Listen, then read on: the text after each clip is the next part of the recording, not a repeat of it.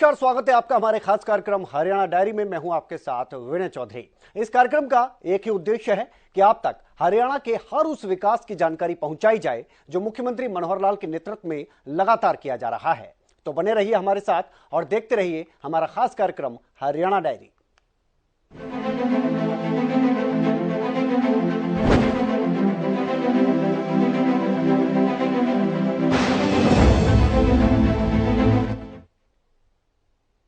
तो चंडीगढ़ में मुख्यमंत्री मनोहर लाल की अध्यक्षता में कैबिनेट की अहम बैठक हुई। बैठक में कई अहम फैसलों पर मोहर लगाई गई है। क्या कुछ खास रहा इस बैठक में, देखिए इस रिपोर्ट के जरिए।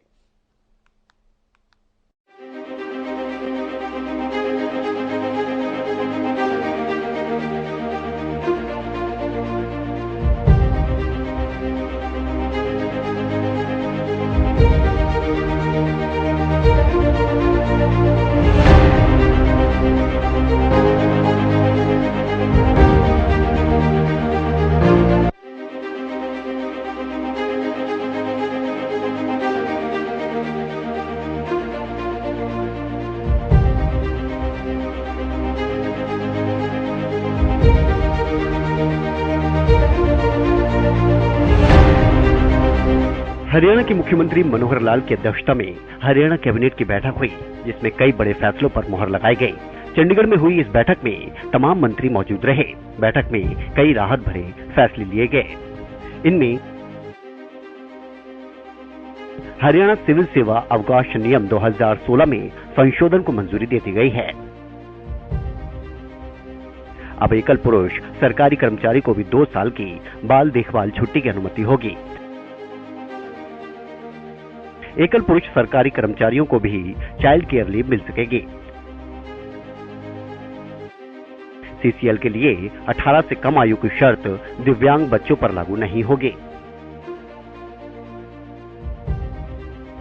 इसके अलावा हरियाणा मंत्रिमंडल की बैठक में हरियाणा उद्यम संवर्धन अधिनियम 2016 में आगे संशोधन करने के लिए हरियाणा उद्यम संवर्धन संशोधन विधेयक 2022 के प्रारूप को स्वीकृति दी गई।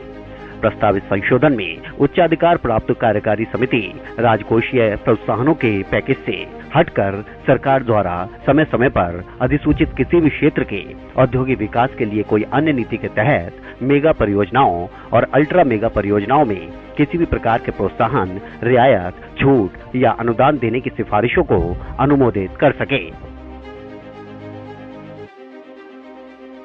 साथ ही हरियाणा मंत्रिमंडल की बैठक में हरियाणा चौकीदार नियम 2013 में संशोधन के प्रस्ताव को स्वीकृति प्रदान की गई, जिसमें उपायुक्त द्वारा पारित आदेशों के विरुद्ध अपीलीय प्राधिकरण का प्रावधान करना और ग्रामीण चौकीदारों के लिए कर्मचारी भविष्य निधि यानी ईपीएफ का लाभ देना है।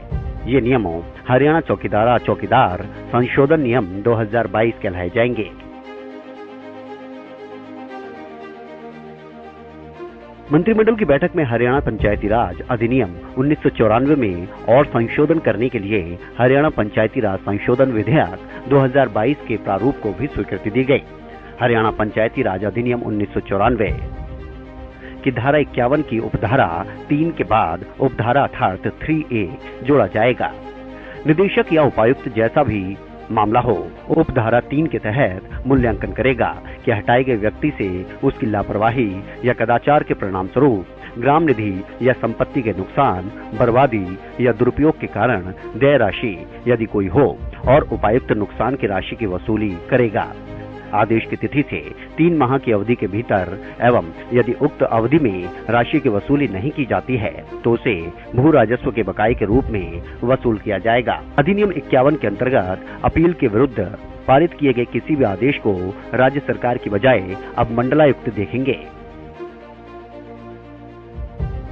मंत्रिमंडल की बैठक में हरियाणा ग्रामीण विकास अधिनियम 1986 की धारा 5(1) में संशोधन करने के लिए हरियाणा ग्रामीण विकास अधिनियम संशोधन 2022 के प्रारूप को मंजूरी दी गई है। अधिनियम अब हरियाणा ग्रामीण विकास अधिनियम संशोधन 2022 कहलाएगा और यह 1 अक्टूबर 2022 से प्रभावी होगा। राज्य सरकार 1 अक्टूबर 2022 से सभी किस्मों के धान सहित अन्य सभी कृषि उत्पादों पर निर्धारित दर से हरियाणा ग्रामीण विकास शुल्क लगा सकेगी। हालांकि प्रसंस्करण के लिए लाए गए कृषि उत्पाद के मामले में कोई शुल्क नहीं लगाया जाएगा। कोई भी लेन देन जिसमें खरीदी या बेची गई कृषि उपज की डिलीवरी वास्तव में नहीं की जाती और डीलर पर केवल उस लेन देन के संबंध में शुल्क लगाया जाएगा जिसमें वास्तव में डिलीवरी की जाती है। अब राज्य सरकार ने सभी किस्मों के धान पर हरियाणा ग्रामीण विकास शुल्क निर्धारित करने का भी निर्णय लिया है। यदि धान को 2500 रुपए प्रति क्विंटल तक की कीमत पर बेचा जाता है तो 50 रुपए प्रति क्विंटल की दर से, और यदि एक मुश्त आधार पर 2500 रुपए प्रति क्विंटल से अधिक की कीमत पर बेचा जाता है तो बिक्री आय का 2% की दर से शुल्क लगेगा। संशोधन के उपरांत हरियाणा विधानसभा में हरियाणा ग्रामीण विकास अधिनियम पारित होने के उपरांत 1 अक्टूबर 2022 से क्रियान्वित किया जा सकता है। मंत्रिमंडल की बैठक में शहरी क्षेत्रों में कोर एरिया यानी मुख्य क्षेत्र की परिभाषा सम्मिलित करने के लिए हरियाणा नगर पालिका अधिनियम 1973 में आगे संशोधन करने के लिए हरियाणा नगर पालिका द्वितीय संशोधन विधेयक 2022 तथा हरियाणा नगर निगम अधिनियम 1994 में संशोधन के लिए हरियाणा नगर निगम द्वितीय संशोधन विधेयक 2022 के प्रारूप को भी स्वीकृति प्रदान की गई।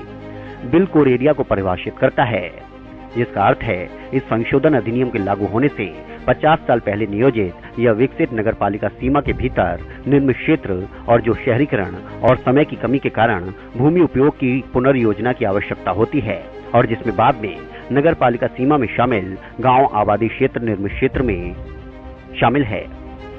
आगे यह भी प्रस्तावित है कि कोर एरिया में मिश्रित भूमि के उपयोग की अनुमति भी होगी, बशर्ते कि योजना नियमों एवं ऐसे शुल्कों में वसूली के पश्चात जैसा भी मामला हो, राज्य सरकार द्वारा अधिसूचित भूमि उपयोगों को दर्शाने और भविष्य में किसी भी जटिलता से बचने के लिए अधिनियम में कोर एरिया को परिभाषित करना आवश्यक है। चूंकि ये मुख्य क्षेत्र नगर पालिका सीमा के भीतर स्थित है, इसीलिए हरियाणा नगर पालिका अधिनियम 1973 और हरियाणा नगर निगम अधिनियम 1994 में आवश्यक संशोधन कोर क्षेत्र की परिभाषा सम्मिलित किए जाने की आवश्यकता थी।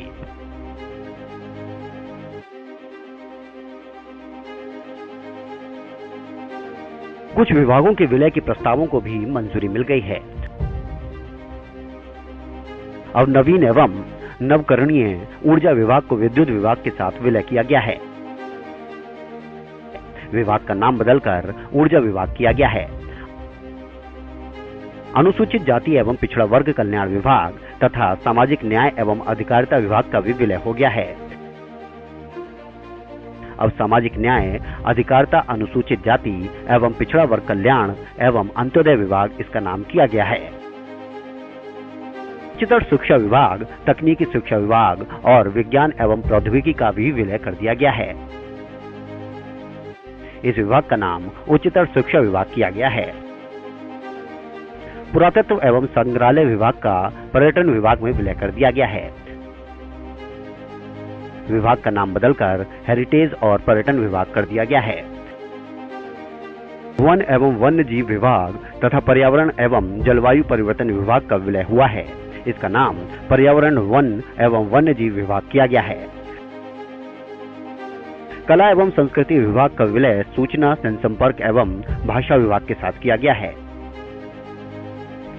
इसका नाम बदलकर सूचना, जनसंपर्क, भाषा एवं संस्कृति विभाग किया गया है। खेल विभाग में केवल युवा मामलों के घटक को निकाल दिया गया है। कौशल विकास एवं औद्योगिक प्रशिक्षण विभाग और रोजगार विभाग के साथ इसका विलय किया गया है। अब विभाग का नाम युवा सशक्तिकरण एवं उद्यमशीलता विभाग किया गया है।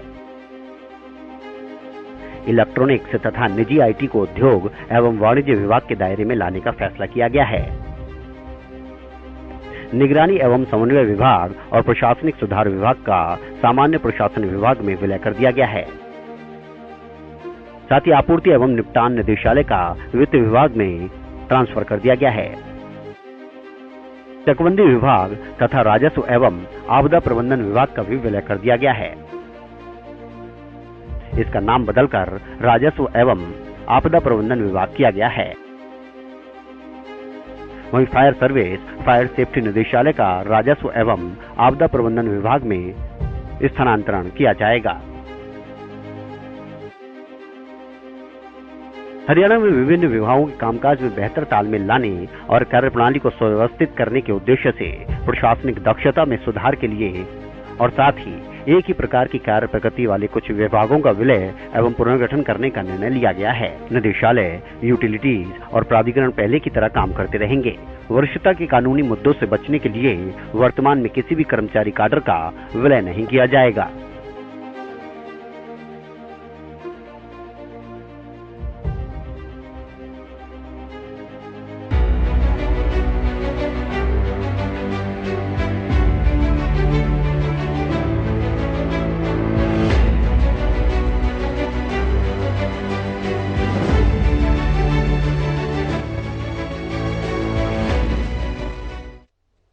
वहीं चंडीगढ़ में हाई पावर परचेज कमेटी की अहम बैठक हुई। बैठक में विभिन्न विभागों के 18 एजेंडे रखे गए, जिसमें 663 करोड़ के सामान की खरीद की मंजूरी दे दी गई है। मुख्यमंत्री मनोहर लाल बैठक के बाद पत्रकारों से रूबरू हुए।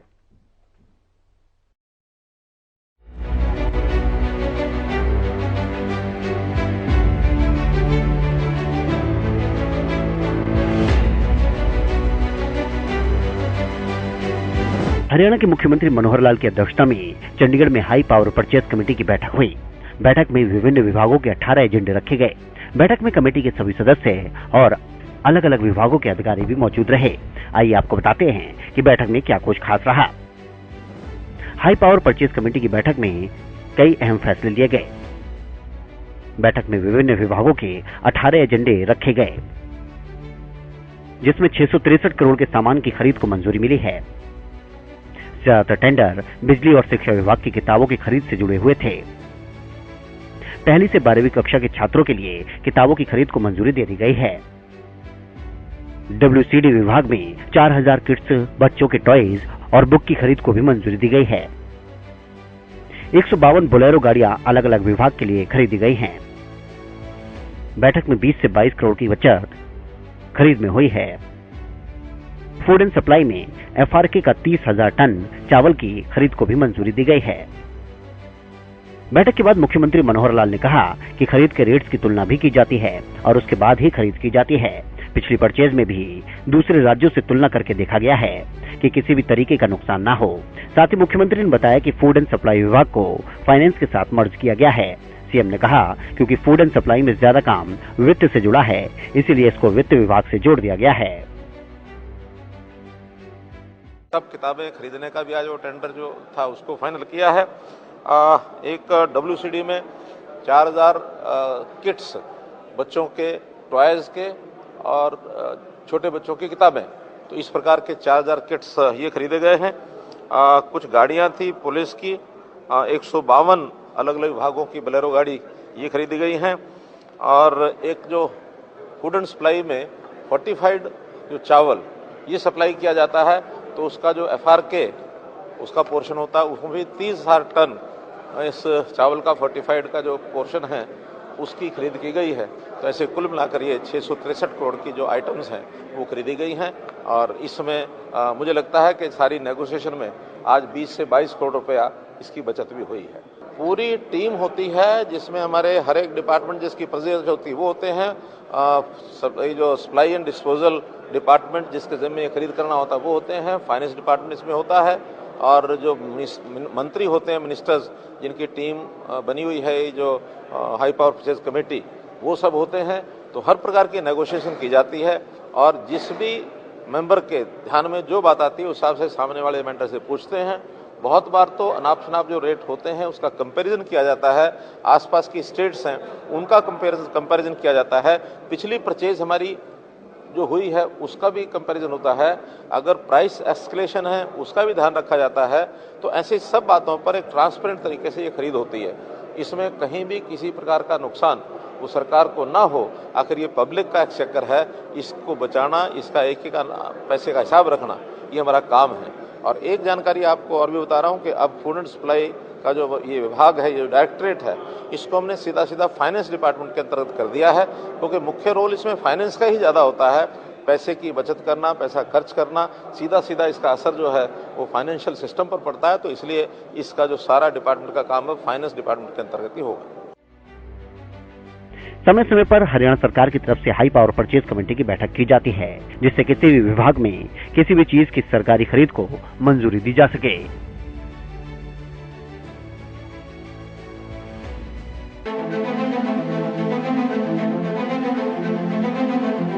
खेलेगा इंडिया, जीतेगा इंडिया, जीतेगी हॉकी।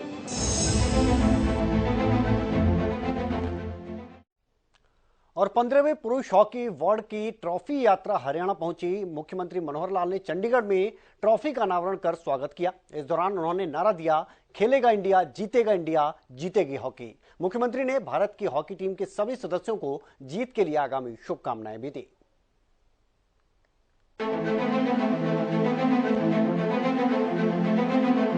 खेलेगा इंडिया, जीतेगा इंडिया, जीतेगी हॉकी। भारत की मेजबानी में आगामी 13 से 29 जनवरी 2023 तक पुरुष हॉकी वर्ल्ड कप होने जा रहा है। ऐसे में 15वीं पुरुष हॉकी वर्ल्ड कप की ट्रॉफी यात्रा हरियाणा पहुंची। चंडीगढ़ में मुख्यमंत्री मनोहर लाल ने ट्रॉफी का अनावरण कर स्वागत किया। उन्होंने कहा कि हमारे लिए खुशी की बात है कि इस बार हॉकी का विश्व कप हमारे ही देश में हो रहा है। इस दौरान उन्होंने नारा दिया कि खेलेगा इंडिया, जीतेगी हॉकी। मुख्यमंत्री ने भारत की हॉकी टीम के सभी सदस्यों को जीत के लिए शुभकामनाएं दी। मित्रों, ये बहुत एक खुशी का एक अवसर है, मौका है कि जब वर्ल्ड कप हॉकी का जो टूर्नामेंट है इस बार अपने देश में उड़ीसा में होने जा रहा है। और ये जो ट्रॉफी है इसकी यात्रा 8 प्रदेशों में से होकर के गुजरेगी। आज ये जो ट्रॉफी है पंजाब से होती हुई आज हमको हरियाणा में प्राप्त हुई है। मैंने इसको अभी प्राप्त किया है और इस ट्रॉफी को हमारे खेल मंत्री श्री संदीप सिंह जी को सौंप करके आगे हरियाणा में ये निकलते हुए शाहबाद और शाहबाद से फिर आगे सोनीपत होती हुई दिल्ली बॉर्डर से हम दिल्ली को सौंप देंगे। और इस अवसर पर मैं अपनी इस पूरी टीम को, हॉकी टीम को बहुत बहुत शुभकामनाएं देता हूं, विजय की कामना करता हूं। सुखद एक समाचार यह है कि इस हॉकी की टीम में हरियाणा से कितने 5 खिलाड़ी हरियाणा से हैं और एक बड़ा यानी एक प्रसार से भाग जो है हरियाणा का इस हॉकी की टीम में है। मैं इनको अपनी ओर से शुभकामना देता हूं और निश्चित रूप से मैं एक घोषणा भी करता हूं कि खेलेगा इंडिया, जीतेगी हॉकी। खेलेगा इंडिया, जीतेगी हॉकी। आगे भी अच्छा रहेगा। और देखिए ना, संयोग से हमारी हॉकी की टीम के जो कभी अखिल भारतीय स्तर के ऊपर कैप्टन रहे हैं और वो भी आज हमारे खेल मंत्री श्री संदीप सिंह जी, इन्होंने हॉकी का नाम बहुत कमाया है। इसी प्रकार से हॉकी का खेल आगे लगातार बढ़ता रहेगा। वहीं खेल मंत्री संदीप सिंह ने बताया कि अब हॉकी ट्रॉफी यात्रा हरियाणा के शाहबाद से सोनीपत होते हुए दिल्ली जाएगी। उन्होंने बताया कि हरियाणा के इस बार टीम में 5 खिलाड़ी खेल रहे हैं। उन्होंने उम्मीद जताई कि हमेशा की तरह इस बार भी हरियाणा के खिलाड़ी बेहतर प्रदर्शन करेंगे और विश्व कप को देश में लाने में महत्वपूर्ण भूमिका निभाएंगे।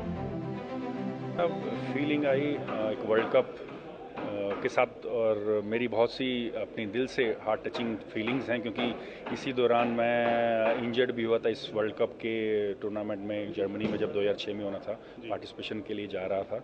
और 2010 में मैं दिल्ली में जब हमारा हुआ और उसमें पहला ही मैच इंडिया पाकिस्तान का था और पहले ही मैच में हम 3-1 से जीते थे, जिसमें से 2 गोल मेरे थे और मैन ऑफ द मैच भी मैं निकला था और उस दिन मेरा जन्मदिन भी था। So I have a very much feeling with world cup. और आज एज अ स्पोर्ट्स मिनिस्टर के नाते माननीय मुख्यमंत्री जी ने मुझे रिस्पॉन्सिबिलिटी दी है कि इसको पूरे हरियाणा से होकर दिल्ली हैंड ओवर करने की, तो मैं धन्यवाद करता हूं माननीय मुख्यमंत्री जी का, जिन्होंने इतना मुझे जिम्मेदारी दी। सर, हरियाणा के कितने खिलाड़ी इस वर्ल्ड कप में खेलने वाले हैं और दूसरी चीज़ इंडिया में मैच हो रहे हैं, कितना फ़ायदा इंडियन टीम को होने वाला है? होम ग्राउंड और होम क्राउड के सामने परफॉर्म करना एडवांटेज होता है और साथ ही जो यंग खिलाड़ी होते हैं उनको हमें बूस्ट करके और किसी भी तरीके की प्रेशर ना होकर विदाउट प्रेशर परफॉर्म करने के लिए ही हमें बूस्ट करना चाहिए, क्योंकि ये एक ऐसा समय है, इससे हमारी हाइप जो है वो एशियन गेम्स के लिए बनेगी और एशियन गेम्स का गोल्ड मेडल जो है हमें डायरेक्ट एंट्री ओलंपिक्स 2024 के लिए करवाएगी। एक मुख्यमंत्री की तरफ से एक नारा भी दिया गया है हॉकी को लेकर, तो क्या वो नारा है, एक बार आप बता पाएँ? जीतेगा इंडिया, खेलेगा इंडिया, जीतेगी हॉकी। और कहीं ना कहीं सर, जिस प्रकार से ये पूरा टूर्नामेंट हो रहा है और आप भी फ्लिकर किंग के नाम से जाने से, तो क्या अपील करना चाहेंगे, क्या टिप्स जो है अपने युवा साथियों को देना? मैंने अभी बताया, फ्रीली खेलना चाहिए, फ्री माइंड होकर, यानी प्रेशर नहीं कोई लेना चाहिए और होम ग्राउंड और होम क्राउड के सामने हमें एडवांटेज भी मिलेगा और साथ ही इस मौके से हम बहुत आगे बढ़ सकते हैं। शुक्रिया सर। भारत की मेजबानी में 13 से 29 जनवरी 2023 तक मैच आयोजित होंगे।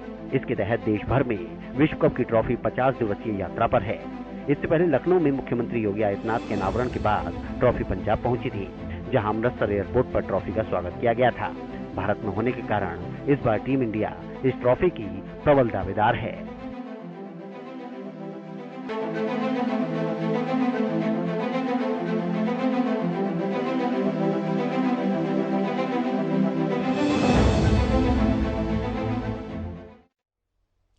और हरियाणा में इलेक्ट्रिकल व्हीकल खरीदना अब सस्ता होने जा रहा है। मुख्यमंत्री मनोहर लाल की तरफ से यह ऐलान कर दिया गया है। साथ ही सरकार की तरफ से कई तरह की छूट भी दी जा रही है। किस तरह की छूट सरकार की तरफ से दी जाएगी अगर आप इलेक्ट्रिकल व्हीकल खरीदते हैं, और साथ ही कंपनियों को भी राहत मिल रही है, इस रिपोर्ट के जरिए देखिए।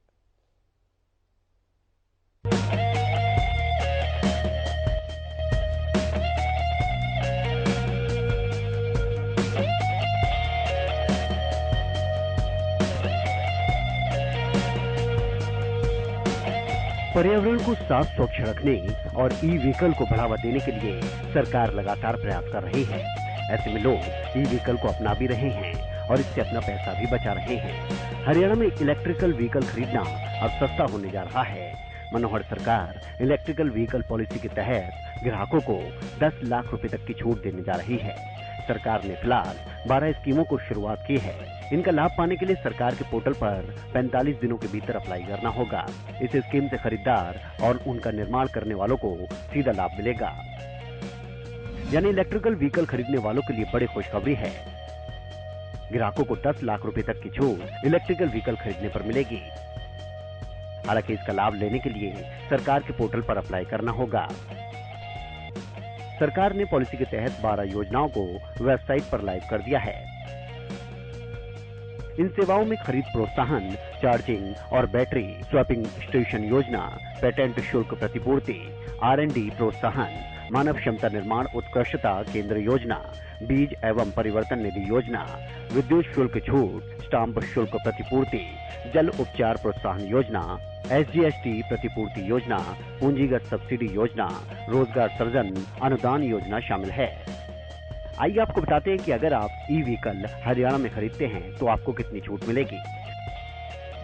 ई व्हीकल खरीदने पर 3 से 10 लाख रुपए तक की छूट सरकार की तरफ से आपको दी जाएगी। 10 लाख से 40 लाख रुपए तक की कीमत की इलेक्ट्रिकल कार पर 15% यानी 6 लाख रुपए तक की छूट आपको मिलेगी। ग्राहक कितनी ही कीमत की हाइब्रिड इलेक्ट्रिक कार खरीदेगा तो उसे 3 लाख रुपए तक की छूट मिलेगी। 40 से 70 लाख रुपए तक की इलेक्ट्रिक कार पर 15% या 10 लाख रुपए तक की छूट मिलेगी। इलेक्ट्रिकल 2 व्हीलर व 3 व्हीलर खरीदने पर मोटर व्हीकल टैक्स में 100% तक की छूट दी जाएगी। इसी तरह की छूट इलेक्ट्रिकल व्हीकल बनाने वाली कंपनियों को भी दी जाएगी। राज्य में माइक्रो इंडस्ट्री की कैटेगरी में पहली 20 इकाइयों को फिक्स्ड कैपिटल इन्वेस्टमेंट की 25% या अधिकतम 15 लाख रुपए, जो भी कम होगा उतनी कैपिटल सब्सिडी दी जाएगी। उन्हें 10 साल के लिए 50% स्टेट GST की छूट भी देंगे। वहीं स्टाम्प ड्यूटी में 100% की छूट दी जाएगी। साथ ही 20 साल के लिए इलेक्ट्रिसिटी ड्यूटी पर 100% की छूट दी जाएगी।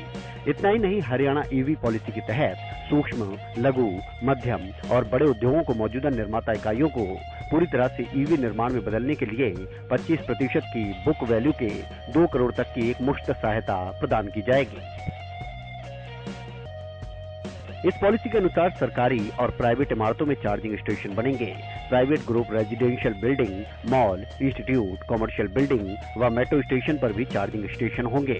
वहीं नई इलेक्ट्रिक चार्जिंग तकनीक पर शोध करने वाले शिक्षण और संस्थानों को प्रोजेक्ट की 50% लागत सरकार की तरफ से दी जाएगी। सबसे पहले जो इलेक्ट्रिकल जो पॉलिसी आई है, पर्यावरण जो सबसे ज़्यादा जो दूषित होता है, सबसे बड़ा लाभ ये कि पर्यावरण से इस तरह से लाभ मिलेगा, पर्यावरण दूषित नहीं होगा। जो बार बार NCR के इलाके में बार बार धुएं से जो पर्यावरण दूषित होगा, इसका लाभ मिलेगा। और सबसे पहले देश में हरियाणा सरकार ऐसे सबसे पहले पॉलिसी लेकर आई है। और इस पॉलिसी से क्या है कि हमने चाहे 2 व्हीलर हो, 3 व्हीलर हो, 4 व्हीलर हो या बसें हो, सबको लाभ देने का हमने प्रयास किया है। और जो लेने वाले को सबसे बड़ा लाभ ये मिलेगा कि हमारे जो पॉलिसी है, जो इलेक्ट्रिकल 2 व्हीलर है, 100% लाभ मिलेगा रजिस्ट्रेशन में। पहले 10 जुलाई 2022 से आपको 30,000 जो व्हीकल होंगे रजिस्ट्रेशन, उससे सबसे पहले रजिस्ट्रेशन पर कोई पैसा नहीं लगेगा। और दूसरा है कि 3 व्हीलर्स, उस पर 15,000 व्हीकल तक रजिस्ट्रेशन पर कोई पैसा नहीं लगेगा, कि 10 जुलाई 2022 से शुरुआत। और 4 व्हीलर पर 75% 10,000 व्हीकल पर मिलेगा, उस पर आपको 10,000 मिलेगा। और 4 व्हीलर जो अपने हाइब्रिड इलेक्ट्रिकल हैं, उन पे हम 25% देंगे पहले 2,500 व्हीकलों पे। और जो बस हैं 1,000 बसों को जो पहले होंगे, उनको 100% हम इसमें रजिस्ट्रेशन में लाभ देंगे, जिससे पूरे प्रदेश के लोगों को लाभ मिलेगा। कोई सब्सिडी भी देंगे सर इस पर? नहीं, सब्सिडी यही है जो हमने अपने इनको रजिस्ट्रेशन में जो लाभ मिलेगा, इसमें हमने पॉलिसी में इनको दिया। हरियाणा में इलेक्ट्रिक व्हीकल पॉलिसी बनने से इलेक्ट्रिक व्हीकल के क्षेत्र में अनुसंधान और विकास को बढ़ावा मिलेगा। साथ ही व्हीकल का सबसे बड़ा फायदा है कि डीजल और पेट्रोल के वाहनों से फैलने वाले प्रदूषण पर भी रोक लगने में ये कारगर साबित होगी। ऐसे में चाहे वो केंद्र सरकार हो या राज्य सरकार, ई व्हीकल को बढ़ावा देने के लिए लोगों को बड़ी राहत दे रही है। तो मुख्यमंत्री मनोहर लाल के कुशल नेतृत्व में हरियाणा प्रदेश लगातार विकास की ओर अग्रसर है। ऐसे में हरियाणा का हर वर्ग सरकार के कार्यों से काफी संतुष्ट नजर आ रहा है, क्योंकि हरियाणा सरकार का एक ही मकसद है कि प्रदेश के अंतिम व्यक्ति का भी विकास किया जा सके। फिलहाल हमारे खास कार्यक्रम हरियाणा डायरी में आज के लिए इतना ही। कल फिर मिलेंगे। आप देखते रहिए हरियाणा न्यूज।